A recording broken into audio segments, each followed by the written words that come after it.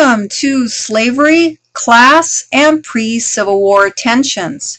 This is Melinda Klein.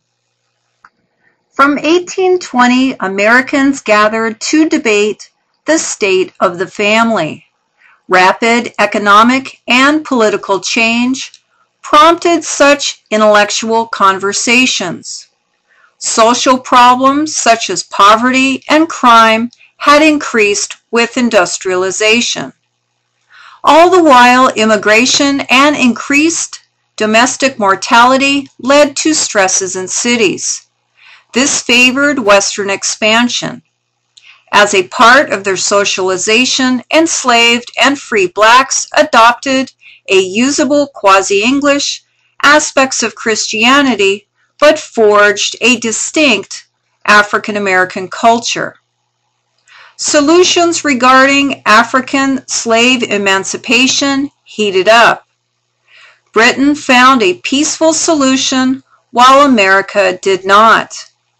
As legislated by the British Parliament, observed by the U.S. Congress, the importation of Africans from Africa was made illegal by 1808. With the abolition of slavery mandated across the British Empire by 1833, their government compensated slave-owning masters by paying out £20 million for claims presented to assist in the economic loss of their laboring property. The U.S. Congress witnessed this success. While in 1805 there were only 1 million African slaves in bondage in America, such as a resolution that happened in Great Britain might have been the course here in America as well, but the conditions in America were different. Across the British Empire, absenteeism was common in British plantations, such as plantation wives and their children were left in England. This was not so in America. American children and wives lived side by side with their African slaves. Number 2, in the British West Indies, African domestic relations between male and female Africans leading to the production of children was, in general, not allowed. However, in America, believing this would create peace and stability, it was allowed. In addition, domesticity between Africans in America led to population growth. Number 3, thus, in America, unlike for the British, labor problems did not result after the importation ban of 1808. Consider economic factors causing the South to secede from the Union, thus prompting the American Civil War. Southerners argued they would be bankrupt without their bonded slaves, and if free and allowed to remain in the South, they would bring ruin to the social structure. But was this true? While Congress debated for a best solution, the number of bonded Africans in the United States quadrupled from 1 to 4 million in only 55 years. By 1860, the government could not afford to compensate Southerners with a bonded slave value at about $3 billion for the loss of their property.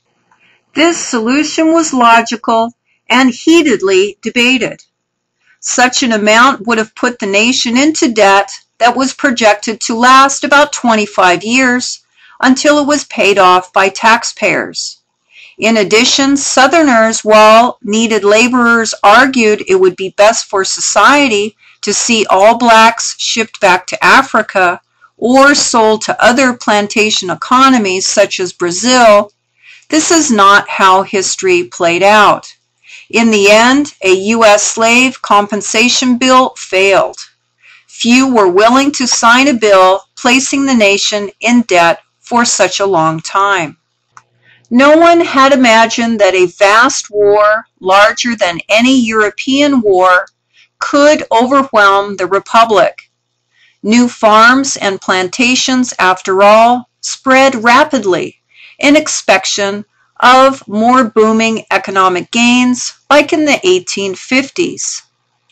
The South viewed the North as aggressive and domineering with the intent to make the U.S. into a non-slave owning union in the pursuit of economic gain through a market industrial economy alone. Slave ownership differed greatly.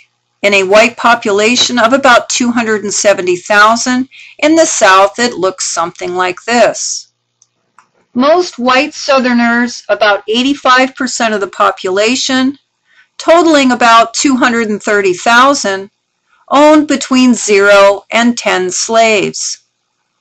Of middle-class planters, about 35,000 families or so owned less than 100 slaves. Elite plantation families, about 12,000 families or so, owned more than 100 slaves. The Southern plantation system was one of obligation. The father was patriarch, a benevolent caretaker of servants, apprentices, slaves, a wife, and some children. He was expected to provide all of their needs and meet all expenses necessary to provide a good home and family economy, including clothing, food, housing, medical care when needed, and to oversee religion. In exchange, he expected from all members total loyalty and service for this protection and care. In the 1840s and 1850s, male and female abolitionists eagerly sought out and published book-length accounts of slavery written by runaway slaves. These remembered stories of captivity and escape, retold by whites, served as instruments in the abolitionist cause to end slavery. According to some estimates, nearly 100 book-length slave narratives were published, while Frederick Douglass authored his own autobiography. Most former slaves used white writers who likely changed accounts to produce a good story. The Dred Scott case of 1857 was a lawsuit decided by the U.S. Supreme Court ruling that people of African origin, slave or not, could never be citizens of the United States, and that Congress had no authority to prohibit slavery in federal territories.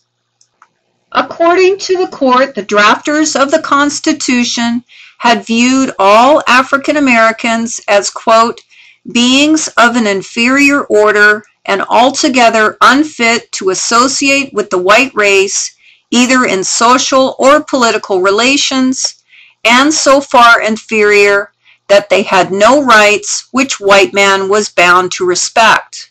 Therefore, persons of African origins were non-citizens. The court went on to state that Dred Scott had not been a free man at the time when he pursued the legal aims in his claim, even though he lived for a time with his physician master in the territory of Minnesota. The court rested on the constitutional grounds in which the Fifth Amendment protects private property. The court went on to state that the territorial legislatures had no power to bar slavery. Uncle Tom's Cabin was published in its book form by 1852. It was a fictional novel, an anti-slavery position, though it was very long, about 400 pages. Most people know about it today, but in modern times hardly anyone reads it. It illustrated blacks with simple minds and willingness to accommodate the wishes of whites without fuss or confrontation. Simple-mindedness is a characteristic, implies childlike capacity, a far from realistic view of adult behavior of any human being. In the South, after the publication of Uncle Tom's Cabin, a number of books appeared as Uncle Tom literature. Southerners did not take comments about slavery as immoral or impractical, lying down, or the belief that if slavery ended, they would be financially ruined alone. Immediately following Uncle Tom's Cabin in 1852, a series of books were published that promoted an alternative view of Southern antebellum life on plantations and the stability of their economy. Some authors took more of a methodical approach to the problem in efforts to eliminate opinions and political biases. Scientific studies produced using the new system of collecting statistics by 1860 illustrated slavery was not inefficient as suspected by Northerners, and that life was better for the labor force under paternalism. For example, slaves ate better and lived longer than factory workers in northern factory towns who, while free, died early, lived in poverty, and no one to protect them in the time of unemployment, sickness, poor working conditions, or meeting their physical needs. On February 11, 1861, Lincoln traveled by train from Illinois, heading for the capital. And as he journeyed, he organized his cabinet en route because he knew war with the South was imminent. Before the president took office, South Carolina had already seceded from the Union. President Lincoln, with the authority of the Congress, went to war on the purpose to keep the Union of the states together at all costs. As far as its overall costs, in hindsight, the federal government spent $6.2 billion and the Confederacy spent about $2.1 billion in fighting this war. Additionally, by 1906, the federal government had paid out veterans' benefits totaling just over $3.3 billion. Remember the congressional debate about whether or not the country could afford to provide compensation for slave owners if their property were given freedom?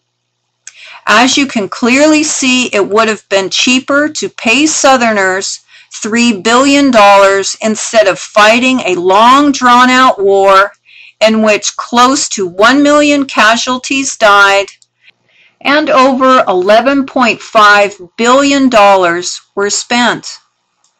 The Emancipation Proclamation was issued at the end of 1862, and it went into effect January 1, 1863. Slaves living in the border states were not freed, but in the northern and western states they were. In 1862, this proclamation made ending the institution of slavery one of the wartime goals. During the Civil War, approximately 186,000 black soldiers served in the Union troop companies as enlisted men and performed work as laborers and spies for the Union. Free blacks, Union soldiers, contributed to the turning of the tide of war in favor of the North by 1863-1864. Once President Lincoln signed the Emancipation Proclamation, it is estimated that about 500,000 enslaved blacks ran away to the Union camps or to locations out of the South. While it is well known blacks ran away to northern states to obtain illegally their freedom, there were pockets of free black populations in southern states due to the legal emancipation known as manumission. At the outbreak of the Civil War, about 10% of the Virginia population, for example, consisted of free blacks. Free Southern blacks joined the Confederacy because they, like whites and blacks north and south, wanted to protect their homes, business interests, and way of life. So much emphasis made in history books on Union success because they won the war. Thus, little room is offered for the Confederacy as history. However, Southerners came to terms with active Black participation and how best to man, fund, and fight the war.